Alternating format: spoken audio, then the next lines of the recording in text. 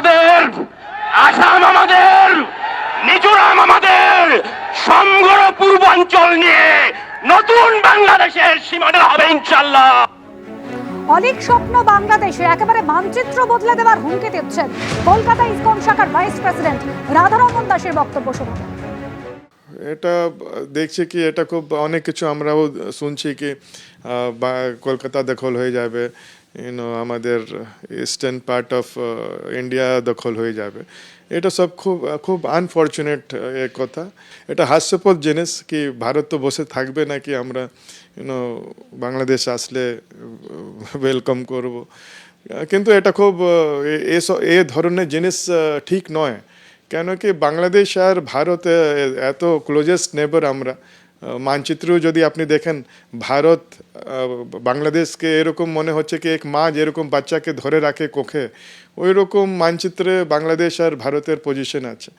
তো এরকম একটা কটুতা মানুষের মধ্যে তৈরি করা এটা খুব ভুল আর খুব রং দিশাতে এটা জিনিসটা যাচ্ছে। হিন্দু নির্যাতনের প্রতিবাদে পেট্রাপোল সীমান্তে পথে নেমেছিল সনাতনী হিন্দু সমাজ, আর এবার ঘোজাডাঙ্গাতে বিক্ষোভ দেখালেন শুভেন্দু অধিকারী। বাংলাদেশকে ফের হুঁশিয়ারি দিলেন রাজ্যের বিরোধী দলনেতা।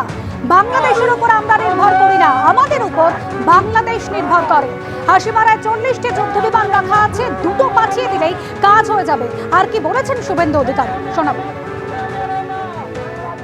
আমি মুখ্যমন্ত্রী, লিডার অফ দ্য হাউস, আমি আপনাকে বিনীতভাবে দুটো কাজ করে দেখাতে বলবো যে আপনি প্রকৃতপক্ষে ভারত মাতাকে সুরক্ষিত রাখতে চান।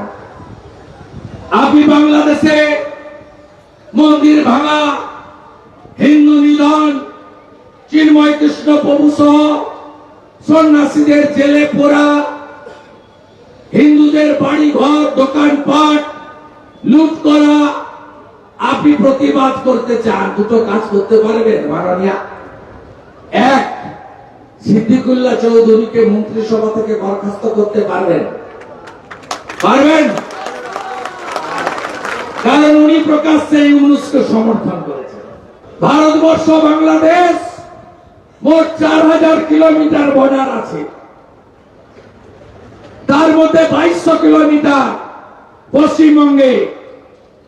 মমতা ব্যানার্জি 931 কিলোমিটার বেড়া সম্পূর্ণ করার জন্য যে জমির দরকার ভারত সরকারকে দিচ্ছেন না। হু করে রোহিঙ্গা মুসলমান বেড়া না থাকার জন্য ঢুকে পড়ছে, শাহজাহানরা ঢোকাচ্ছে।